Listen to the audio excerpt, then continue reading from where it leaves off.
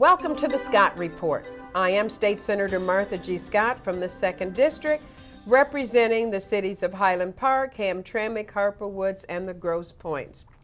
Today I have my guest is Miss Lois Gibbons, and she is the president of Harmony Financial Network. So welcome, Lois. Thank you. It's a privilege to be here with you, Senator. Thank you. Thank you. We're going to talk today about these foreclosures and what you can do, and I have this expert here with me today that will certainly be able to help you. And she is great with financial literacy, so she will be able to help us figure out some of these problems that we're in. And just to touch on what we're doing here in the legislature, MISTA have the Save the Dream program, and they have a phone number that you can reach at 1-866-946-7432, and we'll give you this again later too. And so, but Lois, I want to talk to you about some things. Now, even the Wayne County Treasurer has some delinquent property taxes that they want to talk to you about them. So, because no one wants you to go into foreclosure. And that number is 224-5990. So, Lois, I'm going to let you start talking because I know that you know how to deal with some of these problems now. And well, I think the key that we've missed out on, Senator, is getting on the front end and the front edge of these problems. That many of us have purchased homes, vehicles, we've purchased furniture and filled our homes with things that we didn't know we couldn't afford. Adjustable rate mortgages, just to name a few, payday lending. Many clients in the Metro Detroit area who have rented furniture and they had no idea that they were paying upwards of, 30 to 300% in order to have a piece of furniture. And so it's a matter of education. So I'd like to start today, actually, if you would, about talking a little bit about the credit issue. What is credit? If we all understand that credit is a privilege and it is actually our report card on our spending and saving habits, and it's really critical that we understand how credit now can stop us dead from getting anywhere. I find it interesting when clients will talk to me about they are having such a struggle trying to find a job.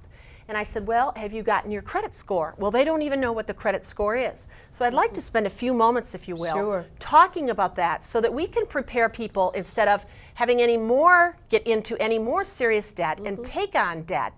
Because currently Americans are spending about $1.30 for every dollar we earn. And that has to stop. Right, and let them know how important that credit score is no matter what they purchase or what you do. Right, right. First of all, your credit score is made up of various aspects. We look at the payment history, so that means how much you pay and how frequently. We look at the amounts that you owe. Do you always only pay the minimum? Because people that always pay the minimum are creating the trillions of dollars of debt that's growing in this nation. The length of credit history is important. How long it takes you to pay a bill. How long has that TV from Sears been on your bill? And then new credit. Do you keep applying? If you get turned down, do you keep applying? When you go to Kohl's and they say you can have 15% off everything today if you'll just open a card with us, and you say, well, I'm going to do it because I might get it. They might tell me yes this time. And the trouble with that is those are all hurting your credit score, so we don't really want to do that. And then there's a thing called good credit, and good credit is really something that we all need to really, really emphasize. And that is teaching our 18-year-olds when they graduate from high school to get a checking account and to get a credit card and to how to use it, to be responsible about using it, and to first put something on the credit card and then pay it off in full. And when that pattern is established, then you can raise your credit score. And it's to the point now, in the last few months, that in order to get a mortgage in our nation, you have to have a credit score of 750. And that's up 30% over just a few, 30 points over just a few months ago. So it's very, very important to have good credit. Good credit also will allow you to get a job. It'll allow you to get a mortgage. It'll allow you to rent a home, to buy a car. And without good credit, you can't get a job because they look at your character, your capacity, and your capital, the 3 C's we call those. The ability to pay your bill back, what do you have? Because if you haven't saved, then you don't have the ability. If you're one of the many that are become unemployed, how will you manage? And so it's a matter of a lot of common sense, and it's forward thinking instead of making the purchase and then getting in trouble later. The next problem that I would like to look at is how does a person actually find their credit score? First of all, I would encourage all our listeners to look at www.annualcreditreport.com. And we're fortunate, this was a site that was put up by our own Senator Stabenow, and she has allowed each of us to get 3 credit reports from Equifax, TransUnion, and Experian, all at the same time. And they also have an 800 number for those of you that do not use the internet, and we will post that on the screen. And this will allow you to see exactly what you have outstanding, if you have been a victim of identity theft, and perhaps this is the only way you'll know, and what your spending habits and have been. It'll show school loans, which are good, and I encourage our listeners not to pay school loans back early, to pay them regularly, not late, on time, and all those kinds of things, including car loans and home mortgages as well as rent, all contribute to what we call a good credit score. Now, if you need a number, if you want to get your credit score number, then you go to MyFICO, and that's MYFICO score.com. I'm sorry, I think it's myfico.com. And that will give you your actual credit rating. Is there a charge?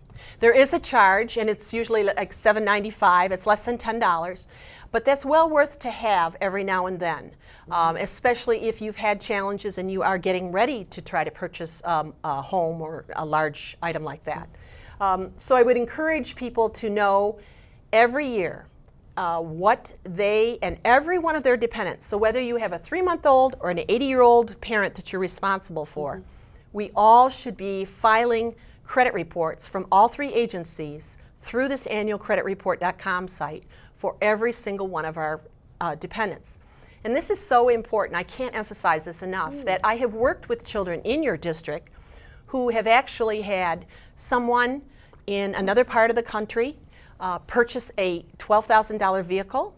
We had a 3-year-old out east who someone purchased a $350,000 mortgage with their name. We have many parents with challenges and addictions who have put utilities and cell phones in their children's name.